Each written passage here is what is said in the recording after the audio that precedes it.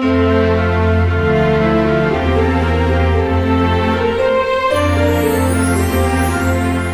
right, welcome back to another 12 Days of Nintendo.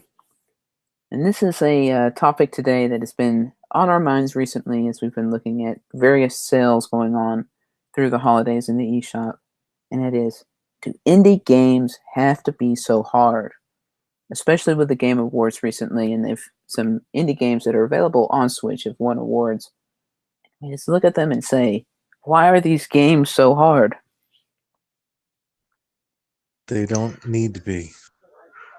Are we thinking of examples here specifically like Hollow Knight and Celeste? Dead Cells, The Messenger. Yeah. One, like going back to the 3DS, 1001 Spikes. Like that game was specifically designed to be hard, starting you with 1001 lives. So I think a lot of these NES type retro style games, they, in trying to emulate the classics, they bring some of the horrible things along too, like the difficulty. I don't know why. It seems like every indie game now has to be super difficult. And they're forgetting games like DuckTales, that was an NES game that really wasn't super difficult. It was just right. Shovel Knight, I feel, got it just right. And doing a retro game that's got some challenge to it, but it's not impossible. You can get through everybody on your first couple plays, you know. And you know what I was thinking about it? Inti Creates, because I've brought up the Blaster Master Zero a couple times, which I enjoyed very much and was, you know, notably easier than the first game. Not stupid easy, but kinda. It was a little too easy, and I remember reading, you know, reviews at the time stating as much, and I kind of agree. They went a little bit the other direction. That Castlevania, or I'm sorry, Bloodstained. Thank you. That Bloodstained game that they also did, I felt similarly seemed. I mean, again, now Blaster Master Zero, I played through the vast majority of it. I honestly, I stalled out pretty close to, I think, the final level and boss. But I got through most of it, and it remained pretty easy all the way through. The Castlevania I didn't get as far into, but at least as far as the feel of it seems kind of similar. Like it's not designed to be stupid hard. So they're at least one developer that seems to not go that route. Well, and then there's the Shantaes, right? Right? Those aren't those aren't stupid. Those are fair. Yeah, and the other stuff from those guys, you know, the Mighty Switch Force and whatever. Forward. Yeah, Way Forward. Thank you. Like Mighty Switch Force, the only thing stupid about Mighty Switch Force were those par times. Yeah, those were not realistic. I nailed a few. There was 2 or 3 I was able to get under, but otherwise, yeah, they were just stupid hard. Yeah, and I think my big problem with it is that there's games that I'm interested in until I start reading reviews, and more than that, like if you go through forums, like Hollow Knight, to me, the art style is gorgeous and it appeals to me very much. And then I looked at a downloadable map of like the whole game, and it's humongous, which isn't bad. Some people look at that as value, but then everyone's like, it's frustratingly difficult. The checkpoints are too far away. You know, stuff like that. Axiom Verge, I think, has got some difficulty to it as well. Okay. So the thing I heard with Hollow Knight is that it depends on what order you discover things. If you happen to come across one of the later bosses or more difficult bosses first, then yeah, it's going to be a hard time. If you happen to find the easy ones first or find the right route where you get the stuff, you can get quite ahead and get a really good start because you get it's non-linear pickups quicker. Yeah. It's all discovery and exploring the map, and what order you happen to encounter things will dictate how easy a time you have getting going or not.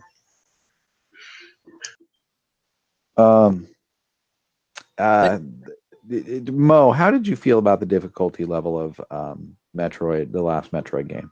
Because to me, that's something that it's a high production value piece because it's Nintendo, but it's otherwise comparable to a lot of these. Yeah, it had a couple spikes for sure, where there was a couple sections where I'd have to replay 3 or 4 times maybe. One of the bosses in particular, I remember having a lot of trouble with, but overall, it was pretty good as far as difficulty. Good progression overall. Didn't get suddenly, for the most part. like you said, a couple spikes or And whatever. games like SteamWorld Dig's another great Yeah, there you go. Metroidvania style one that's not stupid hard. Yeah. Yeah, and Dig 2 is a perfect game almost. Well, that's what I was thinking of when you were talking about progression here as an overall thing and how the games are changing. The first Steam World difficulty was about right. I thought the Steam World Dig 2 was also about right, but at the very end they put this bonus level which is near impossible to do. Yeah. And it's I just still like, haven't finished it.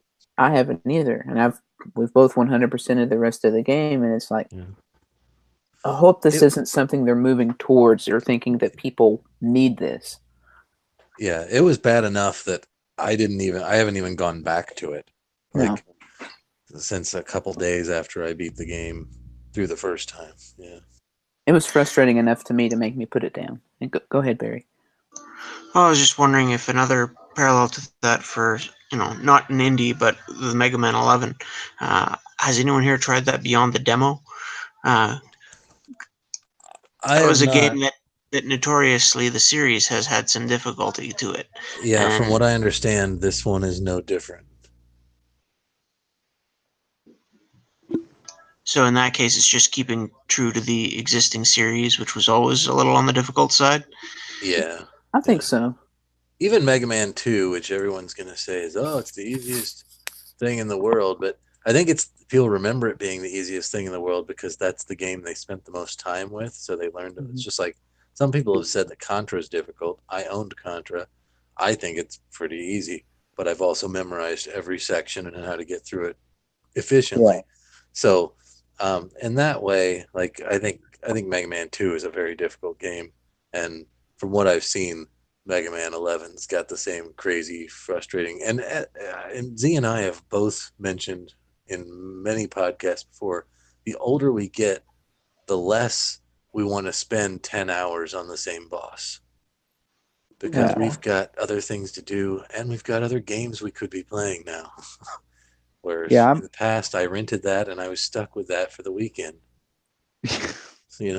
Or worse, you bought it and it's like, well, it's better like it. This game, or got it as a gift or what have you. But you now own the game, and if it sucks, oh well. You're gonna play. And I'm so selective when I buy games now, and on the eShop, it's like even if it's $10, I'm not willing to invest $10 in a game that's gonna suck. Like so. Or that's going to frustrate me to no end. So I research them, and the difficulty is definitely something that turns me off in some of these indie games. I think if they're going to make it that hard, they should also have like an easy option. And the other thing, agreed, and a lot of them like will throw it in like kicking and screaming and say, no, this is not how we meant the game to be played. Yeah. But it's the other thing, and we've brought this up before too. The fact that the games back then, in most cases, they were hard due to design flaws, poor play control, or enemies respawning unintentionally, or just poor game design. This is why these games were difficult. Mario's a joy to play, and don't get me wrong, Mario's not easy, original Super Mario Brothers, but it's right. You can move in the air when you jump. You could there's a certain fluidity to the feel of the control that once you get it, you really get it. A lot of these old games, like again, I always bring up Ghosts and Goblins, which I think only exists in these collections and on the minis and whatever, so people can just point to it and say, look how terrible games were back then. it's difficult, notoriously difficult, because the controls are so awful. You get stuck going up and down ladders. When you jump, you don't jump the direction that you intend to jump half the time. Like Remember trying to these are walk running upstairs in dial-up. Castlevania? Oh God, yeah, exactly. That's not a desirable thing to go back to. People go, oh, we're going to make a retro style game, super hard. No. They were super hard because they sucked. You're going to make a game that sucks. That's not what you should be striving for. I agree to an extent that definitely you had those control issues and that was part of it. But there was also, alongside that, an idea that you could extend the playability of a game by making it more difficult. Oh You yeah, had some of that as well. like Mega Man, like we things that we would have considered a design flaw in Mega Man, the learn by dying, I think I remember seeing it referred to as aspect of Mega Man, where it's like the moment you step into the next screen, something kills you, kind of thing, right? And so you have to know not to, Yeah. like As you soon have as to I know the walk into moment this you, room, I have to jump immediately. or yeah, I have to dodge, jump or- immediately and get behind something. Yeah, over here. Yeah, it's like you had to memorize each screen and where you could stop and whatever, and to get through it. And it was just designed so that whatever you did, like that was the wrong thing to do. whatever your instinct is, like if something's shooting at you and your instinct is to jump and run backwards, that'll kill you. Like they really seem to design it with that in mind, that okay, what do we think the player is going to do here? Okay, make sure that's the worst thing you can possibly do here. Yeah, like let's have two screens that scroll where you just have to jump every 3 seconds, and then when you get to the third one, if you jump on the third second, something's going to hit you. Like it's like they would track And then- you. Those are and the then cheap send you- deaths that you hear about. Yeah, and then send you back to 3 screens to start it over. That was, or like, right? Oh, if you get the moment you get to this 4th screen up, you're climbing up, a series of ladders or whatever. The moment you get to the 4th screen up, something's going to hit you and knock you back down to the first fucking screen. Yeah. Oh, I think that's Cut Man on Mega Man 1, if I'm not mistaken, that had that level like that. Yeah, I'm glad that some games now have checkpoints. We don't necessarily need save states for everything, but do good checkpoints. And, Versus just leaving your Nintendo on and paused for overnight. I don't think anyone enjoys, having to play sections of levels over and over because of some mistake, or having to go way back and lose progress. Yeah, a cheap death is something that if it happens here or there, I will forgive it. It's never something that should happen by design. Right. I mean, now there are exceptions where, I don't know, like there is a certain category of indie game that is the difficult indie game, the Super Meat Boy or the Hollow Knight or whatever. And I get that, I agree there should be a category of those, but that seems to be just the thing now these they should days. be advertised as such as well. Yeah. They Like should just come Cuphead. right out and say, this is a difficult game that we've designed purposely to be difficult. Like I would have bought Cuphead by now if everything I read about it wasn't how stupid hard it was. Yeah. Same here. So it's got all this beautiful artwork that I'm better off just watching a playthrough so I can actually see it, because I'm not going to get past the first couple levels. Right? Right. Yeah, Cuphead's mostly a boss rush game.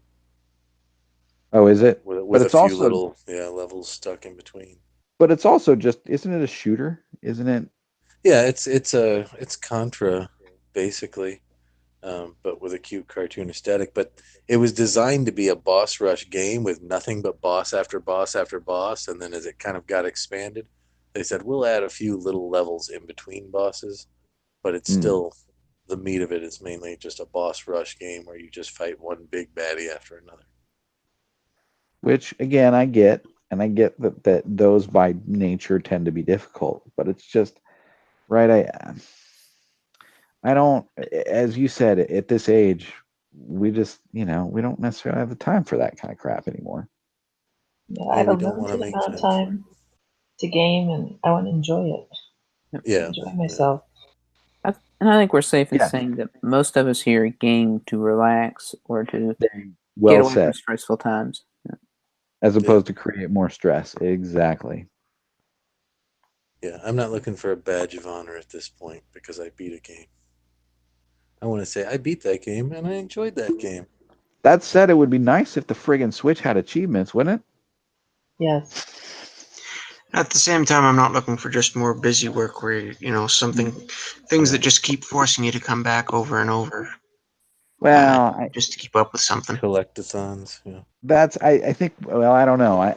For me, I've played enough of those kinds of things that if I'm enjoying the game, I'm happy. You know what I mean? As soon as it starts to feel grindy, I just won't do it anymore.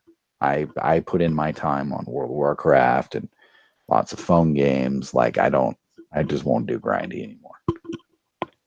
There's too many other good games out there to play. All right. Well, I think that's going to wrap us up here. And hopefully this is something that we can all relate to in this 12 days of Nintendo.